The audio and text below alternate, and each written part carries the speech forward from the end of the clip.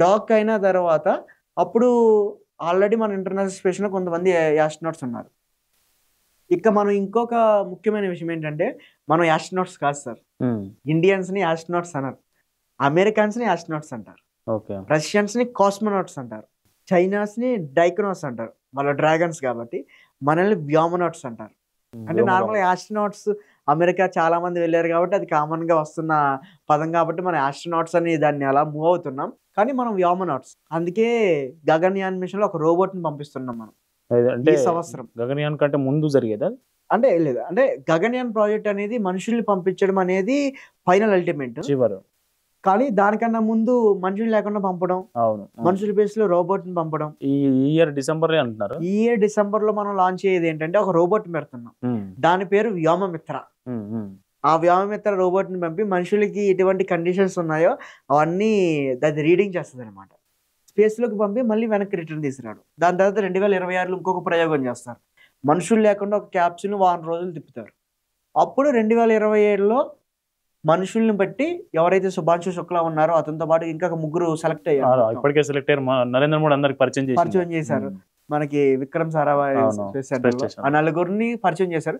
వీళ్ళు నలుగురు ఆ క్యాప్సూల్ నుండి 2027లో ఒక వారం రోజుల పాటు చుట్టూరు ట్రావెల్ చేయబోతారు. అందులో భాగంగానే శుభాంశు శుక్లా కెప్టెన్ ఎవరైతే ఉన్నారో అతన్ని ఇప్పుడు మన ఆక్సిమస్ 4లో ఇంటర్నేషనల్ స్పేస్ స్టేషన్‌కి మొట్టమొదటిసారి మనం వెళ్తున్నాం. ఇంటర్నేషనల్ స్పేస్ స్టేషన్‌కి ఇప్పుడు భారతీయులు ఎవరు వెళ్ళలేదు. సునీత విలియమ్స్ ఆవిడ ఇండో అమెరికన్. మన భారతీయులు కాదు. నిజం మాట్లాడుకోవాలంటే మన భారతీయుల్లో స్పేస్‌లోకి వెళ్ళిన వ్యక్తి ఎవరంటే ఒకే ఒక్క వ్యక్తి Rakesh Sharma. Sirisha Bandla, Kalpana Chawla, Sunita Williams these are all come for Indo Americans. ఇప్పుడు మనం శుభాంశు శుక్లా మొట్టమొదటిసారిగా ఇంటర్నేషనల్ స్పేస్ స్టేషన్‌కి వెళ్ళబోతున్నారు. ఇది సెకండ్ మిషన్ మనకి ఇండియాకి, భారతదేశానికి చూసుకున్నట్టే. ఇప్పుడు ఈ మిషన్ వల్ల రాకేష్ శుభాంశు శుక్లా అయితే వెళ్తున్నాడో అది మనకు గగన్యాన్కి ఎట్లా హెల్ప్ఫుల్ అవుతుంది? గగన్యాన్ ప్రాజెక్ట్ మనం ఫైనల్ గా చేపట్టబోయేది దానికి ఎట్లా హెల్ప్ఫుల్ అవుతుంది? ఇప్పుడు ఆల్రెడీ దాదాపు 550 కోట్లు వెచ్చిస్తుందట గవర్నమెంట్ ఇండియా. ఇప్పుడు ఒకటండి, అంటే గగన్యాన్ కాదు, ఇక్కడ 2 వాటికి ఉపయోగపడుతుంది. ఒకటిది గగన్యాన్ మిషన్. గగన్యాన్ మిషన్ లో వెళ్ళి సెలెక్ట్ చేసిన 4 మెంబర్స్ లో శుభాంశు శుక్లా ఒకరు.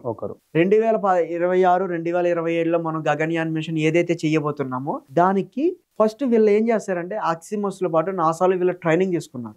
డీప్ ప్రెజర్ లో ఉన్న వాటర్లతో పాటు శుభాంశు శుక్లాకి చాలా కొన్ని ట్రైనింగ్స్ ఇచ్చారు.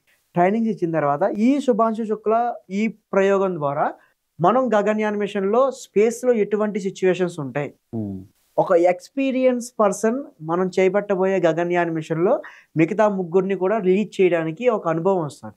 దాంతోపాటు ఏదైతే మనం 2040 భారతీయ అంతరిక్ష స్పేస్ స్టేషన్ అనుకుంటున్నామో, స్పేస్ స్టేషన్ మనం నిర్మించుకునే ఓన్ స్పేస్ స్టేషన్ నిర్మించుకునేటానికి శుభాంశు శుక్లా ఒక ఎక్స్పీరియన్స్ పర్సన్ అవుతారు. స్పేస్ లో ఎటువంటి కల్చర్ ఉంటుంది, అదే ఎటువంటి కండిషన్స్ ఉంటాయి. ఇప్పటికి ఆల్రెడీ ఇంటర్నేషనల్ స్పేస్ స్టేషన్ అనేది 7 దేశాలు నిర్మించిన స్టేషన్ లో ఇప్పుడు ఆల్రెడీ స్పేస్ లో ఉంది.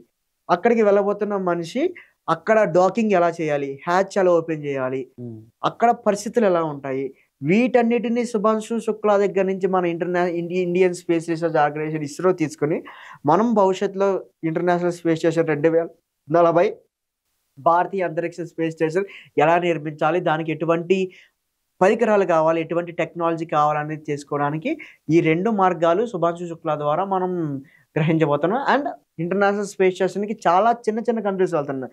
మీకు హంగేరీ, పోలాండ్ వాళ్ళకి 2వ సారి వెళ్తున్నారు ఇప్పుడు ఇంటర్నేషనల్. ఇప్పటి వరకు మనం ఇంటర్నేషనల్ స్పేస్ స్టేషన్కి వెళ్ళలేకపోయాం.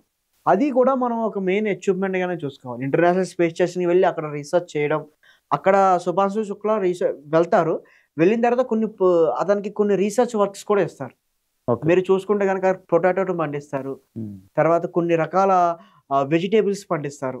అక్కడ కండిషన్స్ ఎలా ఉన్నాయి, స్పేస్ జీరో గ్రావిటీని వాళ్ళు మెజర్ చేస్తారు. ఆ ప్రయోగాలన్నీ కూడా మన గగన్యాన్ మిషన్తో పాటు ఏదైతే భారతీయ అంతరిక్ష స్పేస్ స్టేషన్ ఏదనుకుంటున్నామో 2040కి బాగా యూజ్ అవుతాయి. దానిలో భాగంగానే శుభాంశు శుక్లాని మనం భారతదేశం నుంచి పంపిస్తున్నాం. ఒక స్పేస్ టెక్నాలజీ కంటిన్యూస్ డెవలప్మెంట్లో ఇది కూడా ఒక ప్రాజెక్ట్ సార్, ఒక ప్రాసెస్ లాంటిది. దాని తర్వాత గగన్యానికి అండ్ భారతీయ అంతరిక్ష స్పేస్ స్టేషన్కి బాగా యూజ్ అవ్వడం అనేది ఈ ఆక్సిమస్ 4లో శుభాంశు శుక్లా మనకి ఫ్యూచర్లో బాగా యూజ్ అవుతారు.